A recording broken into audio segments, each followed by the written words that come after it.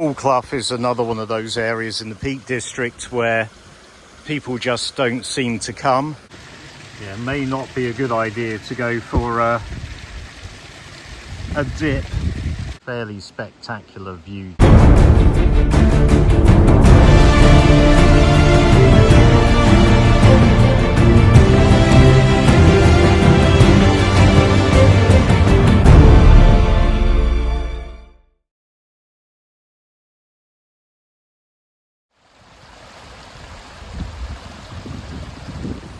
Good morning.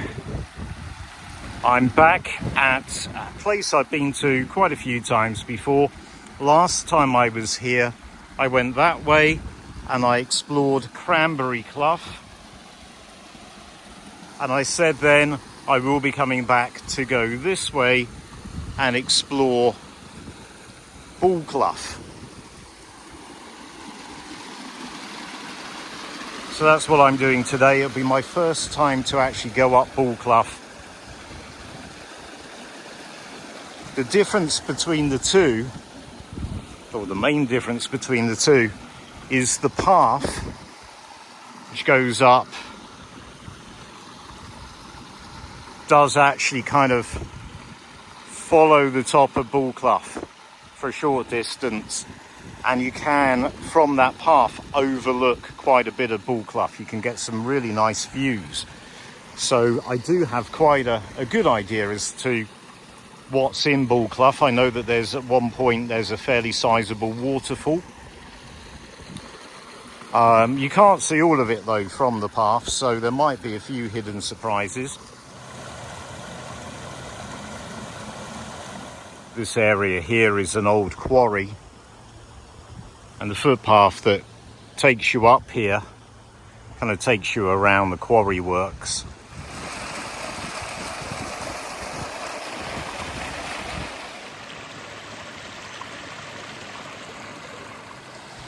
Bull Clough isn't that big, and I don't think this will take me that long. But I am going to take my time, make the most of it. Take lots of photos and video, explore anything interesting, and just enjoy being here.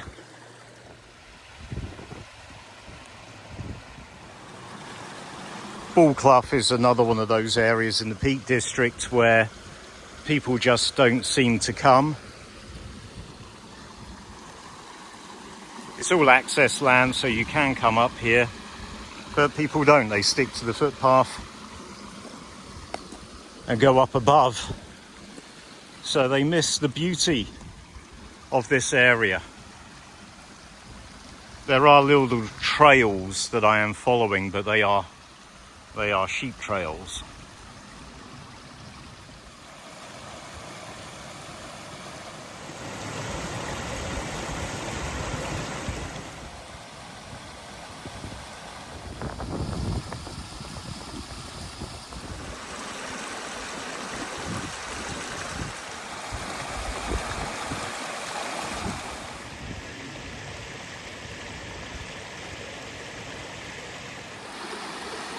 I'm not sure if this is the waterfall that you can see, the big waterfall that you can see when you're up there on the top.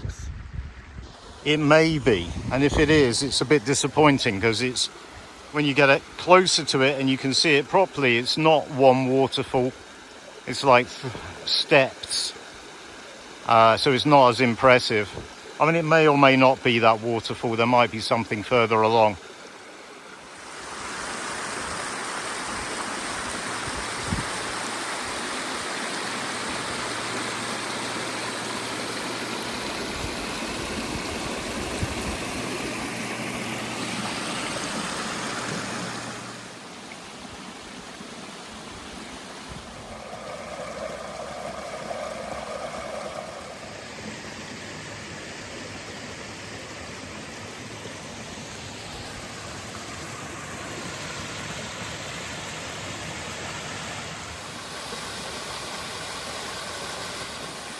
It's kind of strange walking along Bull Clough because on the one hand you're walking somewhere people don't go,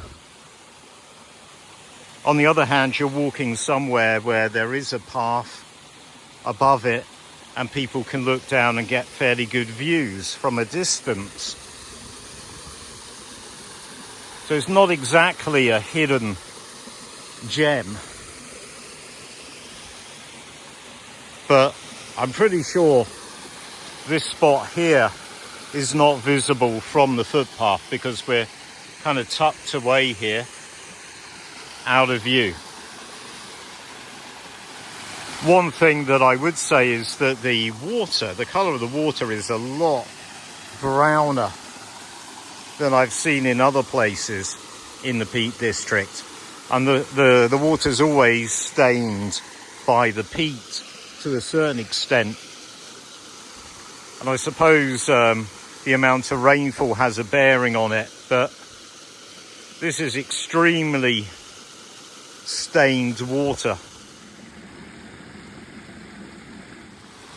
The sun's trying to come out, which is quite nice. I've just had lunch sitting here above this little waterfall. I'm starting to think that the waterfall earlier, one which was actually a series of steps, that must have been the one. That must be the one that you can see from the footpath above, because we've turned the corner now and things are getting a lot shallower, and we're coming towards the top of the clough. So that other waterfall must be the one that you can see from the footpath above.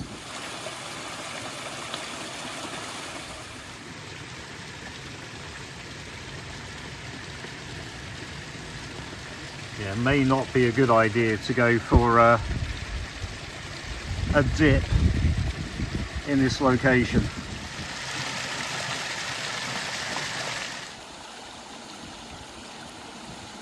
If I was to follow that up, I would get to Bullstones Spring, and I will go visit that in a bit, but for now I'll keep going with what's left of the clough.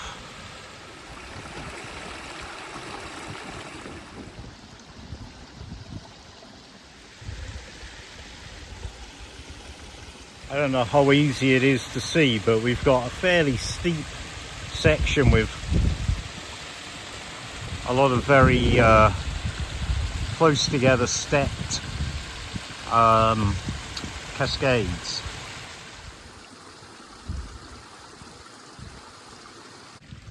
So I'm pretty much at the top now. I'm calling this the top, and I'm going to cut across to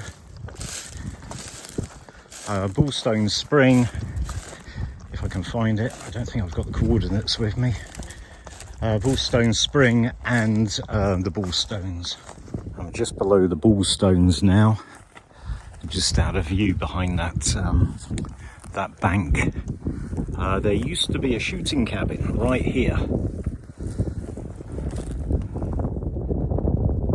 but it was long since gone, even by the 1960s, which led to some confusion about exactly where the Bullstone shooting cabin was, because in the 1960s, people who had heard of the Bullstone shooting cabin couldn't find it, and instead they decided it must be a nearby one. But no, there was actually one right here. This is Broadhead Spring. It's even more overgrown than last time I was here.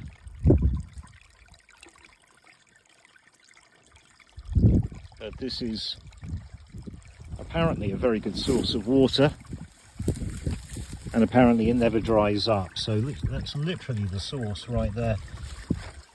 It doesn't, oh, maybe, oh, there we go.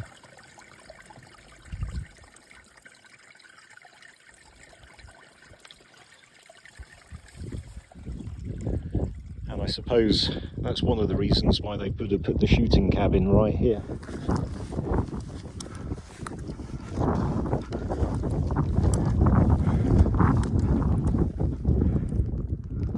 And these are the Bullstones. So that's where I've just come up.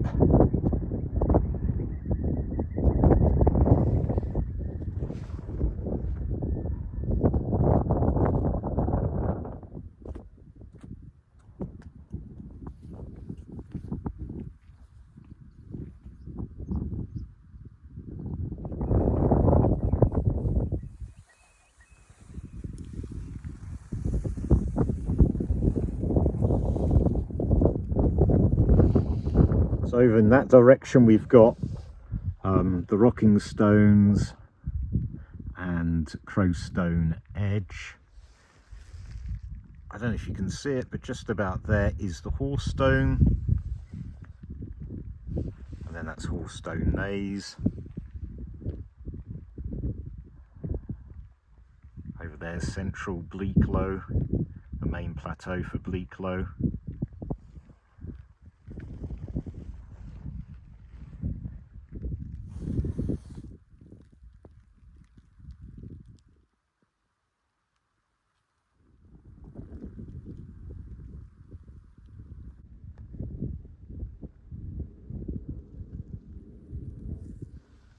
So I'm going to come back down via Broadhead Clough, which is below me right now. I don't think I've actually been on this bit of track before. I've been on this track lower down, but not at this point. And the views are pretty spectacular. It's a pity it's so cloudy, you can't see very clearly.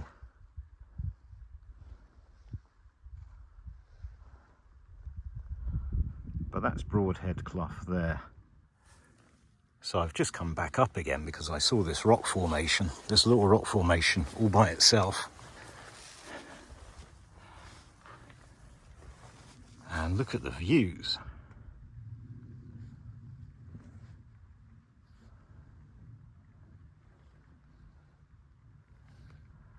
And I thought this might be a good spot to pitch a tent and have a wild camp, but the issue is there's just not enough flat ground to get your tent. You'd even struggle with a bivvy bag, I think.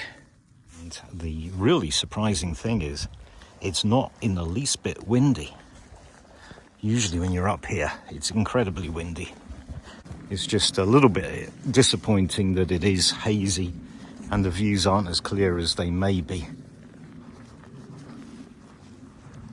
But look at that.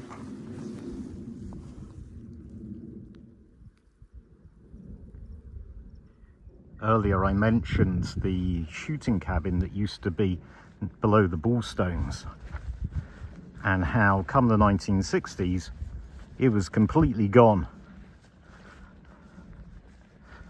During the 1960s, some walkers came looking for that shooting cabin. They didn't find it, but they found two others.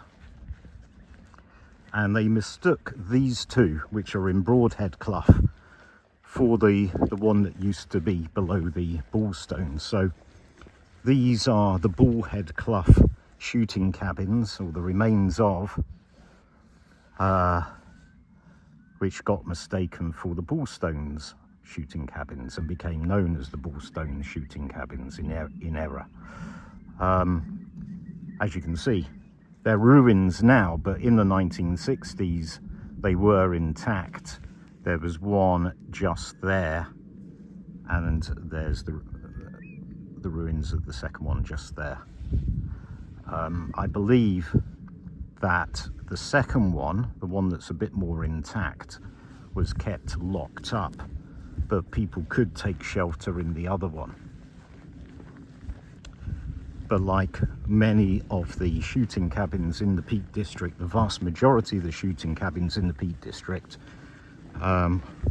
once this area was opened up to walkers, I believe some of them got vandalized, and walkers started using them for shelter, and a lot of the landowners deliberately destroyed the shooting cabins.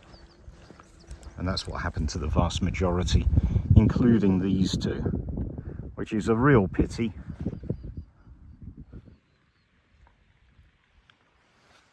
Many shooting cabins were located near to springs, and this is no exception. So that's the location of the completely ruined one, and that's pretty much the location of the spring as well. I think the spring has actually shifted location and now comes out exactly where the ruin is.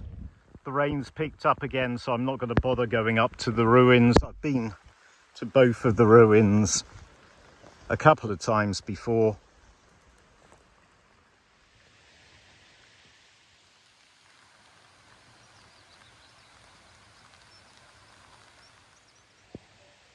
There's a cuckoo. Fairly spectacular view towards Horsestone Naze there. There's Horsestone Naze. You can maybe just make out the Horsestone a bit further in from there. I think this route has actually turned out really well. It's a really nice circular route.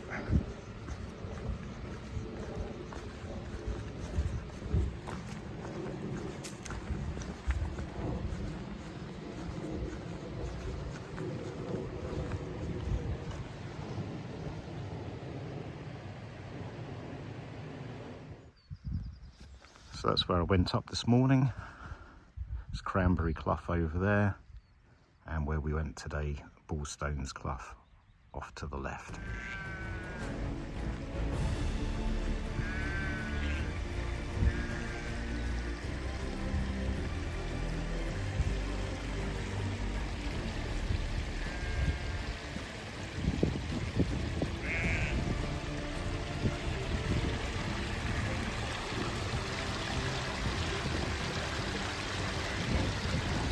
Come on then, hurry up.